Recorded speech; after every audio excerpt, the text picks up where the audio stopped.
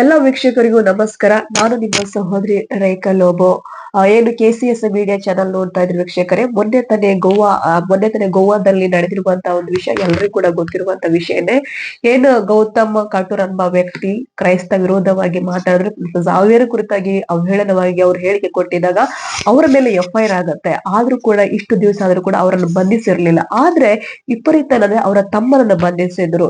So ಅಲ್ಲಿರುವಂತಹ ಗೋವಾದ ಜನ ಹಿಂದೂ ಮುಸಲ್ಮಾನು ಕ್ರೈಸ್ತರು ನಾವು ಭೇದ ಭಾವ ಇಲ್ಲದನೆ ಹೋರಾಟದ ಮೂಲಕ ಇವತ್ತು ನಿನ್ನೆ ಅವರನ್ನು ಬಂಧಿಸಲಾಗಿದೆ.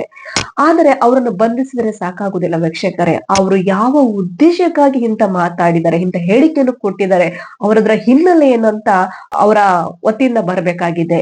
ಸೊ ಇದು ಪೊಲೀಸ್ ಡಿಪಾರ್ಟ್ಮೆಂಟ್ ಮಾಡಬೇಕಾಗಿದೆ. ಅಲ್ಲಿರುವಂತ ಹಿಮಾಚಲ ಪೊಲೀಸ್ ಅವರ ವತಿಯಿಂದ ಅಲ್ಲಿ ಕುಲ್ಲು ಅನ್ನುವಂತ ಜಿಲ್ಲೆಯಲ್ಲಿ ಅವರನ್ನ ಅರೆಸ್ಟ್ ಮಾಡಲಾಗತ್ತೆ. ಮತ್ತೆ ಗೋವಾ ಪೊಲೀಸು ಮತ್ತೆ ಹಿಮಾಚಲ ಪೊಲೀಸರಿಂದ ಈ ಒಂದು ಕಾರ್ಯಾಚರಣೆ ಆಗಿದೆ. ಅವರನ್ನು ಬಂಧಿಸಲಾಗಿದೆ. ಮತ್ತೆ ಗೋವಾಗೂ ಕೂಡ ಅವ್ರನ್ನ ಕರ್ಕೊಂಡು ಬರುವಂತ ವ್ಯವಸ್ಥೆ ಕೂಡ ಪೊಲೀಸ್ ಡಿಪಾರ್ಟ್ಮೆಂಟ್ ಮಾಡ್ತಾ ಇದೆ. ಪ್ರಿಯ ವೀಕ್ಷಕರೇ, ನಾನು ಹೇಳಕ್ ಇಷ್ಟಪಡ್ತೀನಿ. ತಪ್ಪು ಯಾರೇ ಮಾಡ್ಲಿ, ಹಿಂದೂನೇ ಮಾಡ್ಲಿ, ಮುಸಲ್ಮಾನನೇ ಮಾಡ್ಲಿ, ಕ್ರೈಸ್ತನೇ ಮಾಡ್ಲಿ, ಧ್ವನಿ ಎತ್ತಬೇಕು ಮೀಡಿಯಾದವರು.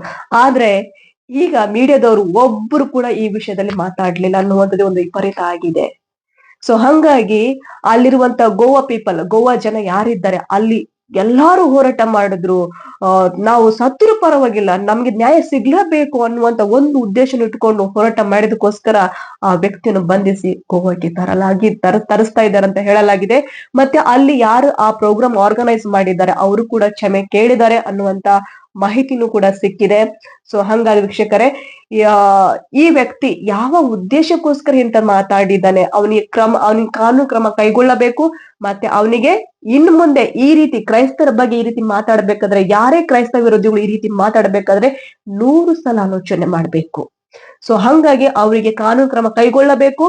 ಸೊ ಅದ್ರ ಹಿನ್ನೆಲೆ ಏನೇ ಇರ್ಲಿ ಅದು ಎಲ್ಲ ಹೊರಗಡೆ ಬರ್ಲೇಬೇಕು. ಇಂಥ ಗಲಭೆಗಳ ಸೃಷ್ಟಿ ಮಾಡುವಂತ ಕೆಲಸ ಯಾರದು ಕೂಡ ಆಗಕೂಡುದು ಅನ್ನೋಂತ ಹೇಳುತ್ತಾ ಜೈ ಗೋವಾ. ಮತ್ತೆ ನಾನು ಒಂದೇ ವಿಷಯ ಹೇಳಕ್ ಇಷ್ಟಪಡ್ತೀನಿ, ಎಲ್ಲಾ ಗೋವಾ ನನ್ನ ಸಹೋದರ ಸಹೋದರಿಗೆ ವಂದನೆಗಳು. Thank you.